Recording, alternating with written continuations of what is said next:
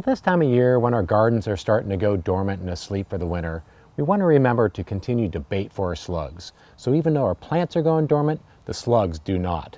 So what we'll want to do is you can either use like a granular or a bait or some sort of even like a beer trap.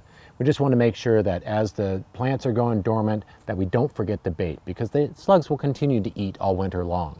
So we can go through, we can just kind of sprinkle some of this around, get underneath the foliage. And then what that'll do, that'll attract the slugs to it. So as there's less foliage, the slugs will come out and continue to eat the bait. So even during the winter time, if we have some nice days, go out and bait, because by taking care of them now, come spring, you'll have less slugs and less problems.